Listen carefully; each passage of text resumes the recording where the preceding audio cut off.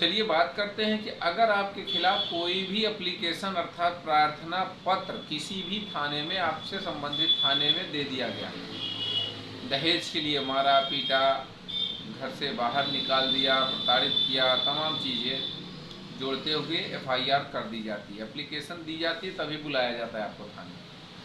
तो आपको थाने में जाने में बिल्कुल भी हिचक और डर नहीं होना चाहिए। बिल्कुल आप थाने पे जाइए, अपनी बात रखिए कि साहब ऐसी ऐसी बात है।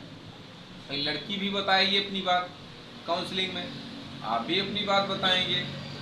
जो इन्वेस्टिगेशन के दौरान पता चलेगा उससे ही रिकॉर्डिंग, उसके ही रिकॉर्डिंग जो भी चीज़ें हैं कंसीडर करते हुए एफआईआर लिखी जाएगी या नहीं लिखी जाएगी। अब अगर आपने अपराध नहीं किया है तो आपको बता दें कि 1% कोई भी समस्या आपके पास नहीं आने वाली, आपको किसी से कुछ भी डरने की ज़रूरत नहीं। लेकिन अगर आपने अपराध किया है, देखिए पति पत्नी का जो रिश्ता होता है, छोटी मोटी नोक झोंक वो अलग की बात है। अब नोक झोंक का ये भी मतलब नहीं है कि बस उठाया बस दे शुरू कर दिया, चोटें आ गई, उसको गाली गलौज किया, मारा पीटा। तो मार पिटाई करना ये अपने आप में शर्म की बात होती है, महिला पे हाथ छोड़ना। दूसरी बात ये और भी ज़्यादा शर्म की बात है कि बेवजह पति पे इल्ज़ाम लगाना। क्यों? क्योंकि भाई आपके हित के लिए ही वो सबसे ज़्यादा कार्य करता है, आपके हित के लिए वो सबसे ज़्यादा इसलिए कार्य करता है। ऐसा समझिए कि जब शादी हो जाती लोगों की तो बाकी चीज़ें बाद में, पत्नी पहले। ये दुनिया जानती है, ये इसको कहने की बताने की कोई बात नहीं।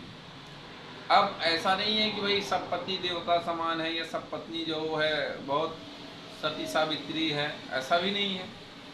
लेकिन जो यहाँ बात होगी यहाँ विवाद की, जब एप्लीकेशन दे दी जाती है, बात अगर बन जाती है, जाना आना तय हो जाता है या अलग होना तय होता है, जो भी स्थिति परिस्थिति आई, आपको 1 रुपये थाने पे नहीं देना है। थाने में जाने के बाद कोई भी पुलिसकर्मी दरोगा डराए धमकाए कि भाई ये चले जाओगे, ये हो जाएगा, वो कह दो भैया जो लिखना है आपको लिख दो मुकदमे में, हमने जो हमको कहना था हमने अपनी बात पूरी कर दी, बस यही सच्चाई है। अब आपको जो लिखना है वो लिख दो, पहली बात। दूसरी बात ये, जब भी आपको थाने पे बुलाया जाए, आप जाएं या तो उसके पहले या आने के बाद, अब जरूरी नहीं है कि कब, जब भी आपको मौका मिले, एक आप भी अपनी रिटेन एप्लीकेशन अर्थात लिखित प्रार्थना पत्र वरिष्ठ अधिकारियों को या फिर उस थाने पे दे आइए। चाहे कार्रवाई हो या न हो, उसकी एक कॉपी अपने पास भी रख लो, कहाँ काम आएगी मैं वो बताऊंगा, ठीक है। अब जब एप्लीकेशन दे आओगे तुम्हारी भी बात रहेगी, भाई ये बात सही है, रिटेन में हमने दे दिया स्टेटमेंट। दूसरी बात ये, एफआईआर दर्ज हो जाती है। अब सबसे बड़ा जो सवाल है कि जमानत कब कराना चाहिए, तो आपको हम बता दें कि जमानत जब तक चार्जशीट ना जाए तब तक नहीं कराना चाहिए। अब जमानत कराने का भी 2 कंडीशन हो जाती है कि धारा जो है 498, 323, 504, 506, 406 आईपीसी हुआ 3/4 डीपी एक्ट, अगर सिर्फ यही धारा है तो जमानत कब करानी चाहिए।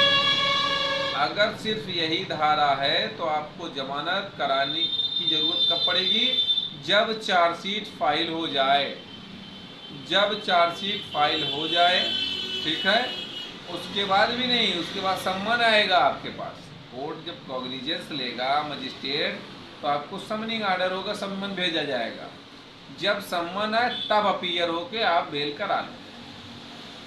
जो दूसरी कंडीशन में जमानत की बताया, अगर उसी में 377 है, चार्जशीट के बाद की मैं बात बता रहा हूँ, अगर उसी में 377 है और मेडिकल भी है तब तो बेल हाई कोर्ट से होगी, लीजिए चले जाओ, हाई कोर्ट डायरेक्शन देगा।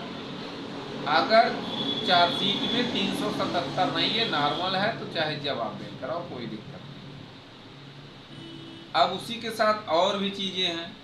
अगर उसी के साथ 354 है, 377 है, 307 है, 376 है, इस तरह की धारा, तो फटाका आप हाई कोर्ट जाओ, अगर मेडिकल है तो फिर शायद वहाँ से भी रिजेक्ट हो जाएगी। दूसरी कंडीशन में तो ये हो गई। तीसरी कंडीशन, अगर 313 है,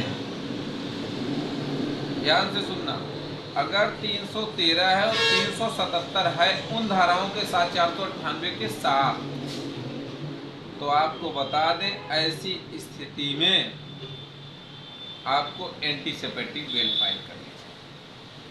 अब एंटीसिपेटिक बेल कब फाइल करनी चाहिए? वो चाहे एफआईआर के जस्ट बाद फाइल कर दो, चाहे चार्जशीट के बाद, चाहे जब एंटीसिपेटिक बेल करा लो भैया, नहीं चाहे जब, हो सकता है वो जेल भेज देगा। अगर नहीं कराते हो तो जेल वो भेज सकता है। अगर ये, अब आपका सवाल रहेगा, अगर ये फालतू दोनों धाराएं लगी हो, कोई मेडिकल प्रूफ नहीं है, तब आपको बता दें कि चार्जशीट तक इंतजार करिए, चार्जशीट में ये धाराएं बाहर हो जाएंगी। लेकिन अगर इन्हीं धाराओं के आधार पर चार्जशीट के पहले गिरफ्तार कर लिया जाता है 313 के आधार पर, तब आप क्या करेंगे? इसलिए या तो अरेस्ट स्टे ले लो या तो एंटीसिपेटिक बेल फाइल कर लो। ये दोनों काम हाई कोर्ट से ही होना, वो मर्जी आपकी क्या करनी। क्रिमिनल रिट में फाइल होगा जो है स्टे का, और एंटीसिपेटिक बेल तो आप समझ ही रहे हैं, जो बेल का प्रोविजन है 438 439 में रेगुलर बेल। चलिए एक और बात मज़ेदार आपको बता दें।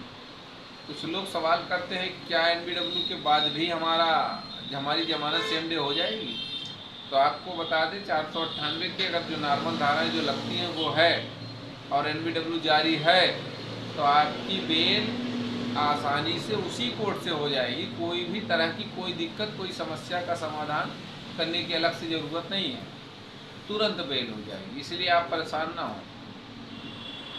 और 2 4 10 तारीख से नहीं, सालों साल से अगर वारंट है तो भी जेल नहीं जाना, तो भी बेल हो जाएगी।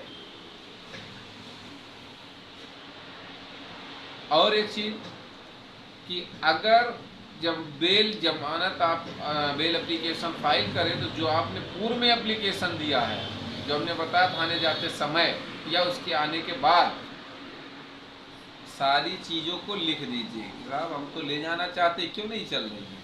कहीं कोई मारने पीटने का कोई मेडिकल नहीं इसके पास, बेवजह बिना कारण बताए मायके में रह रही है, बिना किसी युक्त कारण के रह रही है, कोई अच्छा कारण नहीं, कोई रीजनेबल डाउट कारण नहीं है कि जो है ये अपने आप मायके जाकर रह रही। क्यों रह रही भाई?